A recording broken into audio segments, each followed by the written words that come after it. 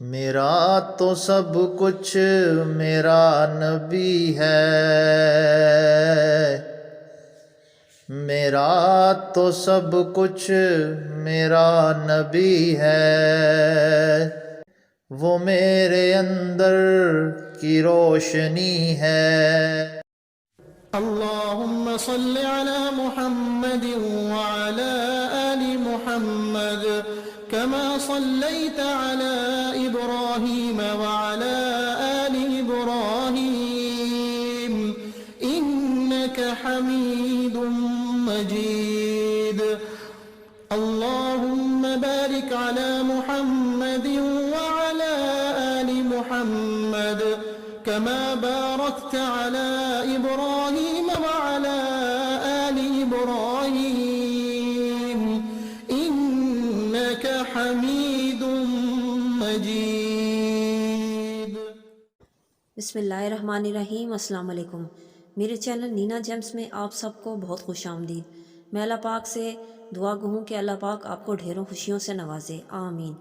آج اس ویڈیو میں آپ کو تفصیل سے بتاؤں گی کہ اس سال کا جزوی چاند گرہن کب لگے گا، پاکستان میں اس کا آغاز کب ہوگا اور کس وقت تک اس کا اختتام ہوگا، اور اس دوران ہم نے کون سی عبادات کرنی ہے، کون سا وظائف کرنے ہیں، اور یہ بھی میں بتاؤں گی کہ اس چاند گرہن کا سب سے زیادہ اثر کس برج پر پڑے گا۔ یہ سب تفصیل سے جاننے کے لیے میرے ساتھ بنے رہیے، لیکن ویڈیو پہ جانے سے پہلے میرے چینل کو سبسکرائب لازمی کیجیے اور بیل آئیکن کو بھی پریس کر دیجیے۔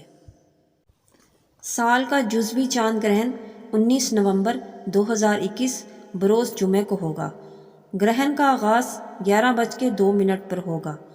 پاکستان میں چاند گرہن کا انتہائی نقطہ عروج 2:02 پر ہوگا، مطلب کہ 2:02 پر شروع ہوگا اور چاند گرہن کا اختتام 5:03 پر ہوگا۔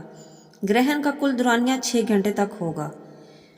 حضرت سیدنا ابو موسیٰ رضی اللہ تعالیٰ عنہ سے مروی ہے کہ نبی کریم صلی اللہ علیہ وسلم کے زمانے میں ایک مرتبہ سورج گرہن لگا۔ آپ صلی اللہ علیہ وسلم مسجد میں تشریف لائے اور بہت طویل قیام و رکوع سجود کے ساتھ نماز پڑھی۔ آپ رضی اللہ تعالیٰ عنہ نے فرمایا کہ میں نے کبھی ایسا کرتے ہوئے نبی پاک کو نہیں دیکھا۔ اس کے بعد نبی پاک نے فرمایا، اللہ عز و جل کسی کی موت و حیات کے سبب اپنی یہ نشانیاں ظاہر نہیں فرماتا، بلکہ ان سے اپنے بندوں کو ڈراتا ہے، لہٰذا جب ان میں سے کچھ دیکھو تو ذکر و دعا و استغفار کی طرف گھبرا کر اٹھو۔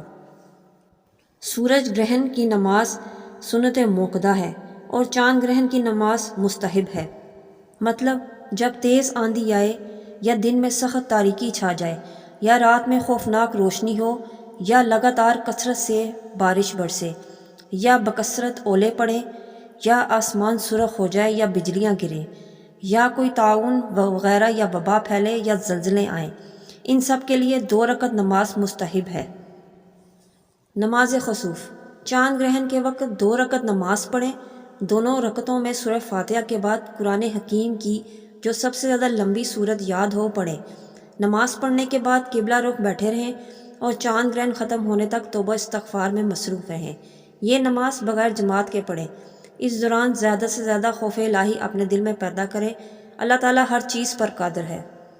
اب میں آپ کو بتاؤں گی کہ وہ سیارہ جس پہ اس گرہن کا اثر ہوگا وہ برج سور والے ہیں، یعنی ٹورس۔ برج سور والوں کو چاہیے کہ اس اثرات سے بچنے کے لیے صدقہ دیں۔ ان کا صدقہ کیا ہوگا؟ برج سور والوں کو چاہیے چینی، چاول یا کسی سفید میٹھی چیز کا صدقہ دیں۔ یہ تھی برج سور والوں کی لیے صدقہ اس گرہن کی نحوست سے بچنے کے لیے۔ یہ تھی ہماری آج کی ویڈیو چاند گرہن کے حوالے سے۔ میں امید کرتی ہوں میری آج کی ویڈیو آپ کو پسند آئی ہوگی۔ ملتے ہیں نیکسٹ ویڈیو میں ایک نئے ٹاپک کے ساتھ۔ اپنا بہت سا خیال رکھیے گا اور اپنی دعاؤں میں یاد رکھیے گا۔ اللہ حافظ۔